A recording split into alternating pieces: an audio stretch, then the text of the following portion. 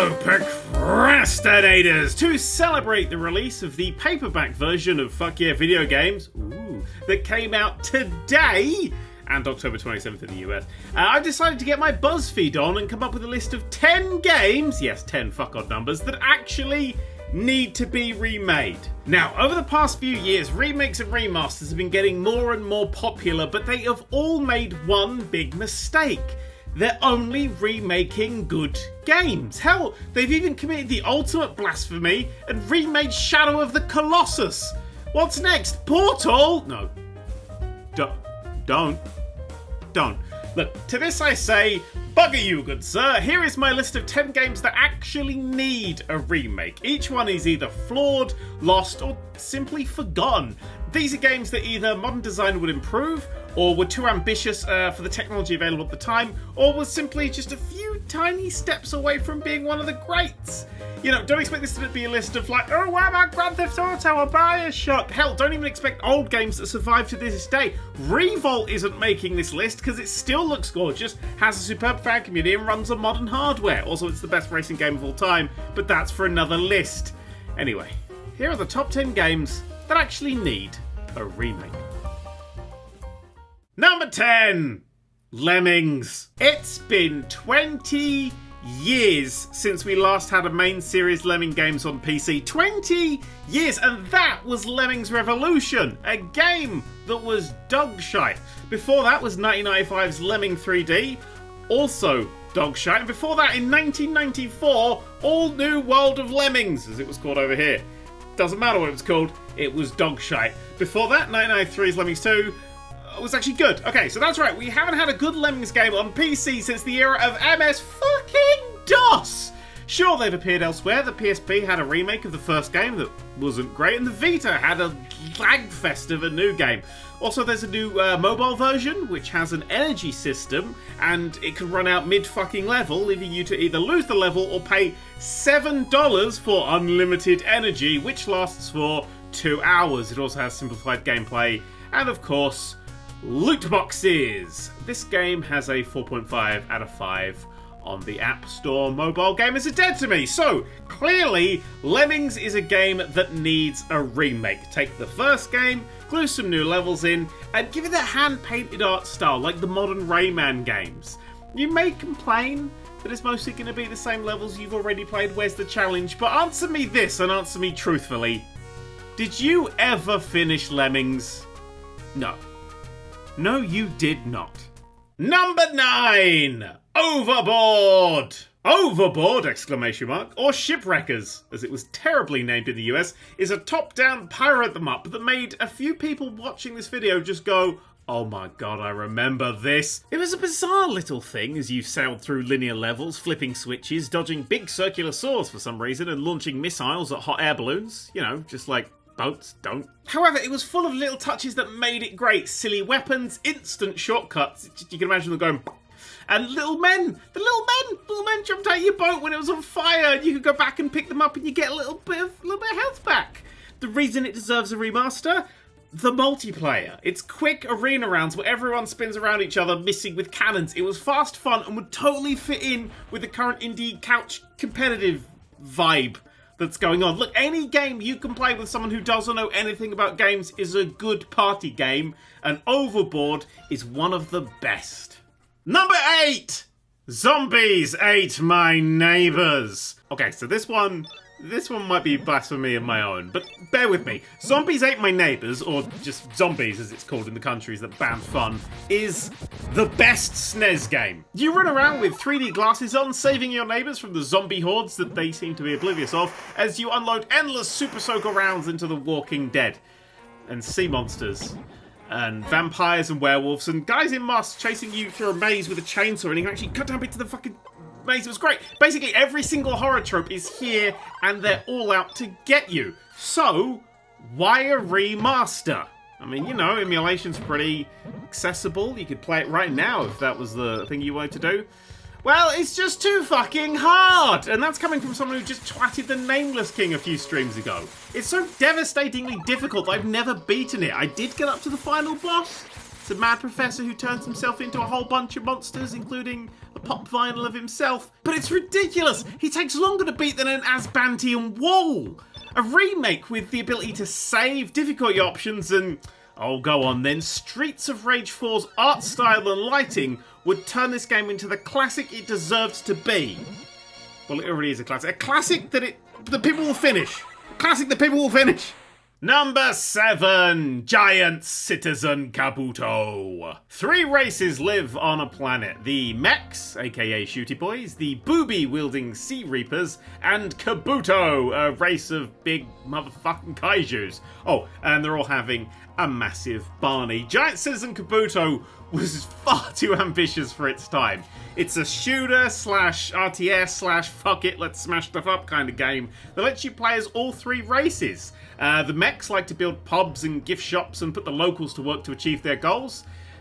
And they had very strong British accents.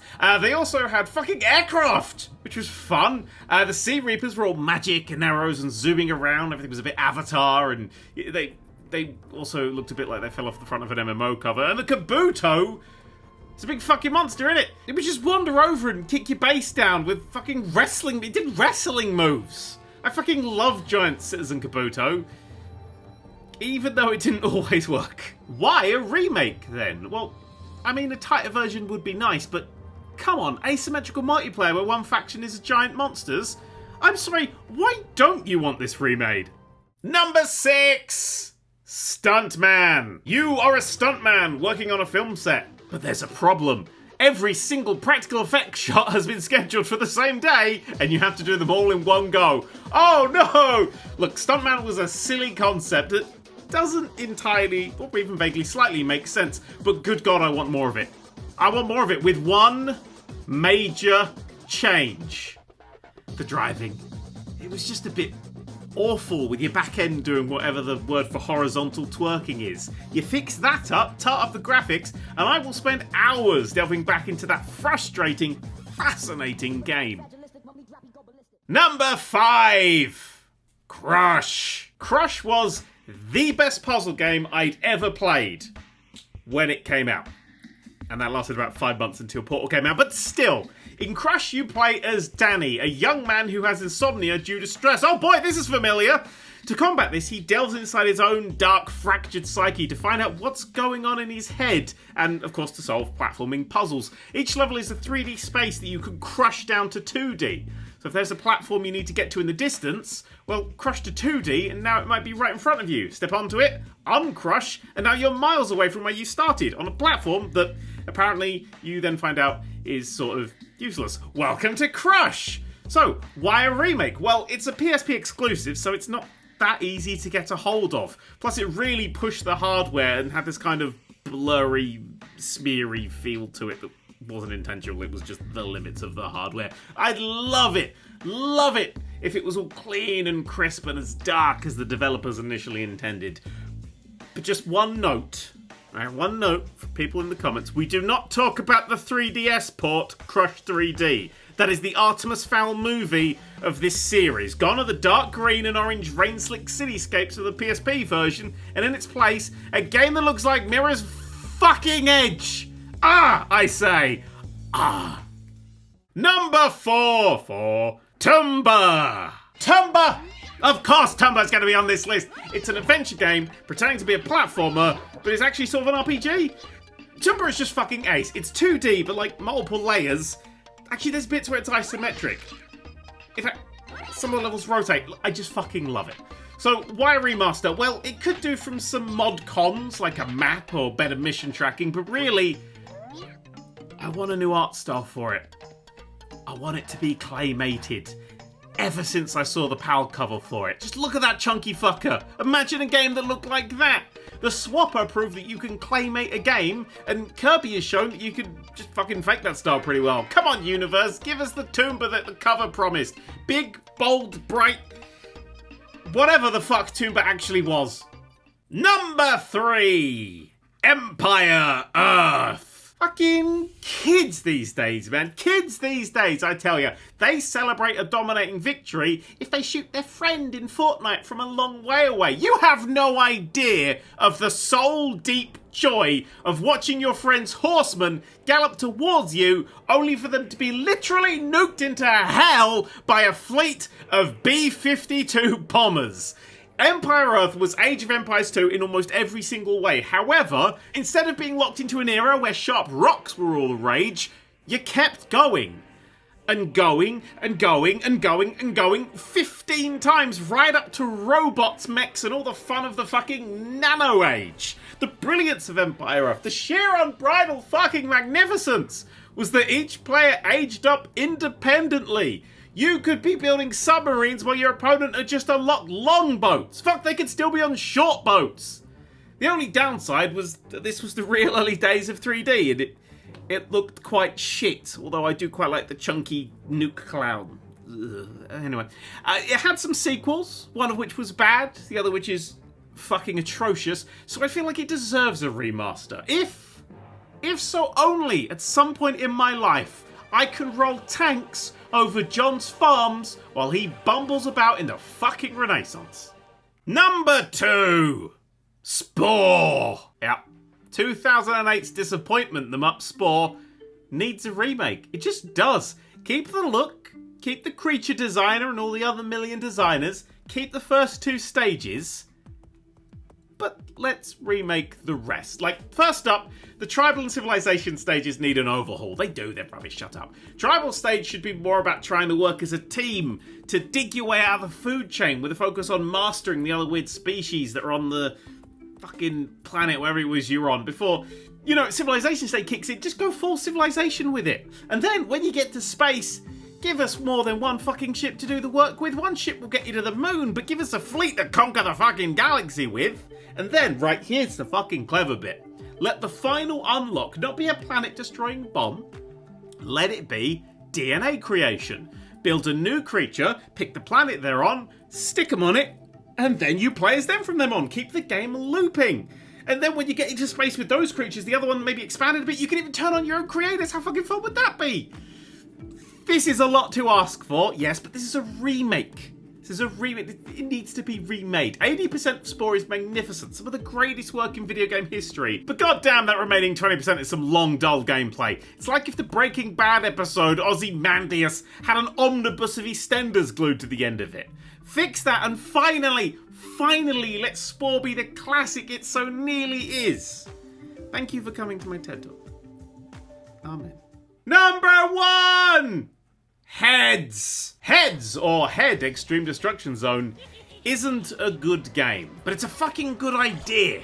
It's one of the best I've ever come across in my gaming travels. You play as one of, brace yourself for this, 225 playable characters, each one with a distinct look and abilities. From a missile that fires missiles, to a lady that literally just lobs her pet poodle, to a guy who just has a panic attack. Each one has the feel of 90s plastic fad collectibles, the trading of which cost me many a lunchtime. Now, this game, I'd like to point out, came out 1 month after Pokemon, making their 151 monsters look like a deserted fucking island in comparison. And besides, unlike Pokemon, you actually play as your team of heads, switching between the 5 you took into the level of the fly. Did I mention some of them actually fly?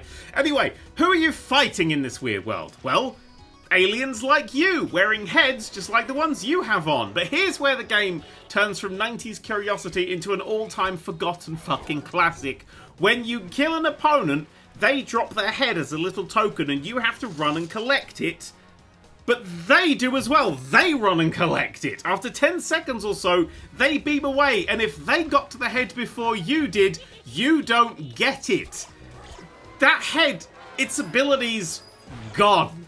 No game has or ever will reach that level of panic-induced stress in me. But here comes the downside with heads. Here comes the ultra sad violins time downside.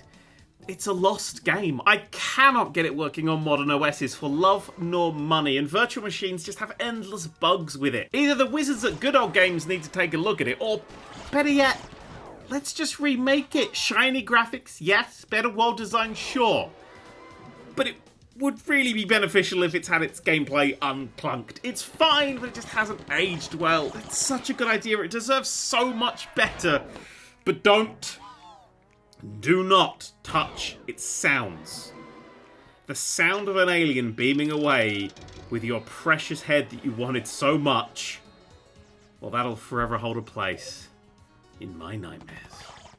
Anyway, that's my top 10 list of games that actually need to be remade. I will not be doing any more of these because it's not my style, but I just realised the book was coming out. Totally forgot. So I thought I'd do something for it. The book's coming out, paperback. That means the hardback will no longer be on sale, I assume.